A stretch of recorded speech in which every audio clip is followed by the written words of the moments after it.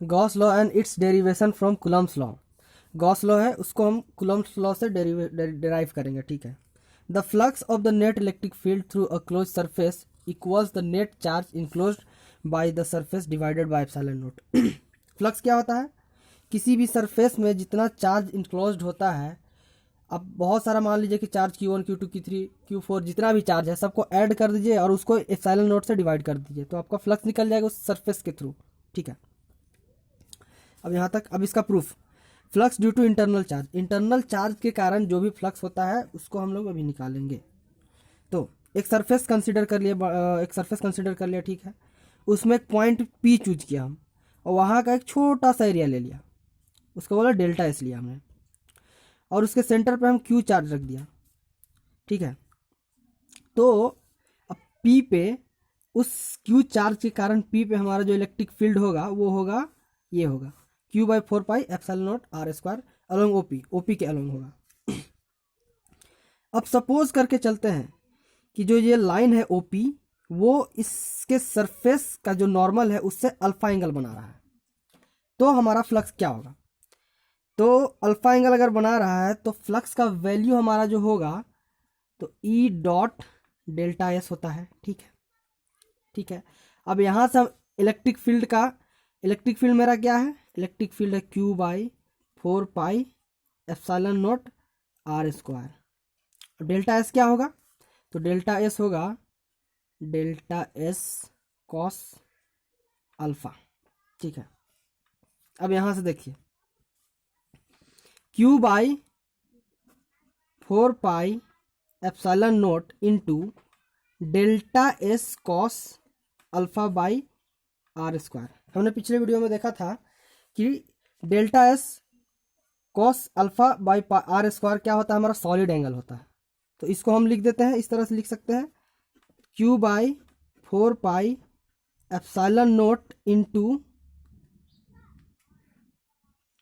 ये हमारा solid angle का नोटेशन हो गया, ठीक है। अब एक इंटायर सरफेस का हमको क्या निकालना है? इंटायर सरफेस का फ्लक्स निकालना है। तो इंटायर सरफेस का ये हमारा जो सॉलिड एंगल होता है क्या होता है? 4π होता है। तो Q/4πε0 इंटू 4π, ठीक है। 4π कैंसिल हो गया, तो हमारा जो फ्लक्स हो गया, फ्लक्स क्या आया?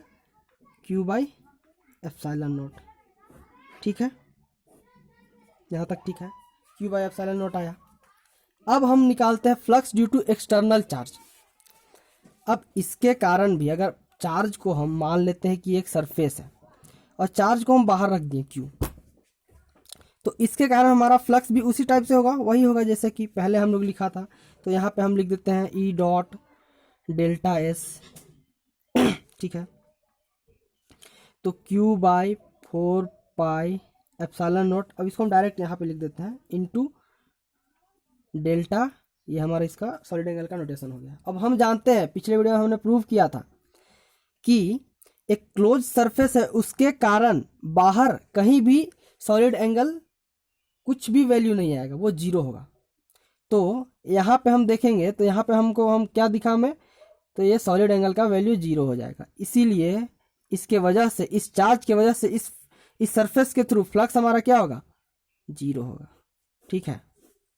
फ्लक्स जीरो होगा। अब flux due to combination of charges, ठीक है। हम बहुत सारा चार्ज ले लेते हैं, एक सरफेस ले लिए, इसके अंदर Q1 Q2 Qn बहुत सारा चार्ज है, अब बाहर भी है Q1 Q2 Qn तक चार्ज है सारा, मतलब बहुत सारा चार्ज हम लोग ले लिया है, अंदर भी चार्ज रखा है, बाहर भी चार्ज रखा है, ठीक है। The resultant electric field at any point is, अब इन इतने सारे चार्जों की वजह से जो रिजल्टेंट इलेक्ट्रिक फील्ड होगा किसी भी पॉइंट पे, तो हम सबको ऐड कर देंगे, जितना भी इलेक्ट्रिक फील्ड होगा इन सभी चार्जों की वजह से, इसके अंदर जितना चार्ज उसकी वजह से इलेक्ट्रिक फील्ड है E1 E2 dot dot dot En, ठीक है। अब बाहर वाला जो चार्ज उसकी वजह से इलेक्ट्रिक फील्ड है E1, इसका साइन मैंने थोड़ा सा चेंज कर दिया, ठीक है, ये है साइन, डॉट डॉट En, ठीक है। तो इसका फ्लक्स भी वही होगा, फ्लक्स होगा सभी जितने सारे इलेक्ट्रिक फील्ड है सबके वजह से जो फ्लक्स होगा सबको हम लोग ऐड कर देंगे। तो इसको हमने ऐड किया इस तरह से, ठीक है। तो अब हम यहाँ से क्या पता चलता है?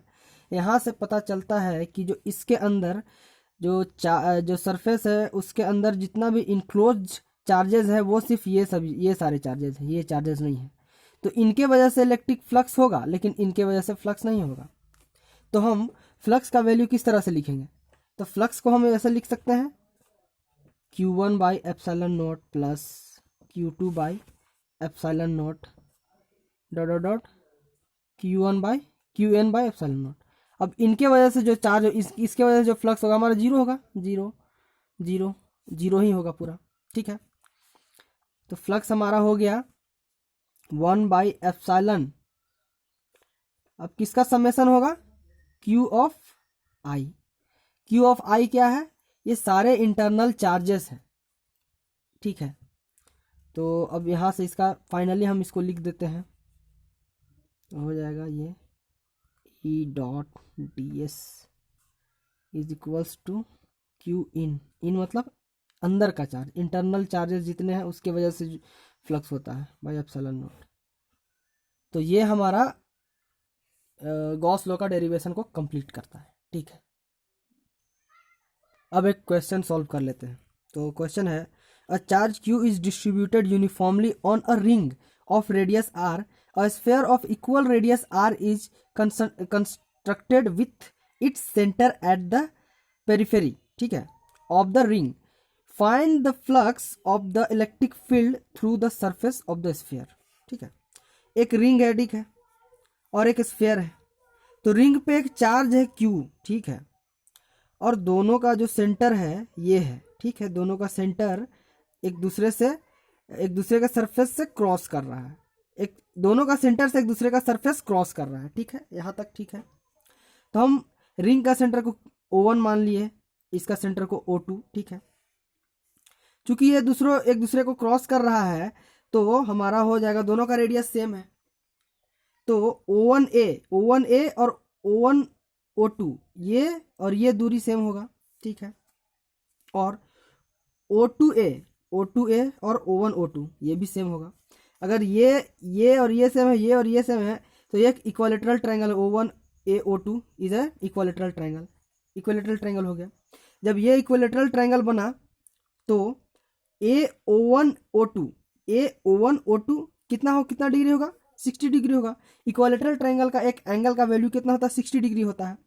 तो उसके हिसाब से A O1B का वैल्यू यहाँ पे B हम कंसिडर करें, इसका वैल्यू हो जाएगा 120 डिग्री। अब इससे हमें साफ पता चलता है ये एक सॉलिड एंगल का 1/3 भाग है, ठीक है। सॉलिड एंगल का 1/3 एरिया भाग है, मतलब ये पार्ट है, 1/3 पार्ट है।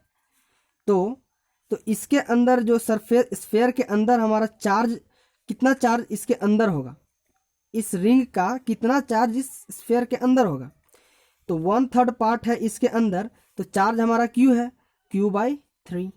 1/3 पार्ट इसके अंदर हो गया हमारा चार्ज, मान लो Q/3।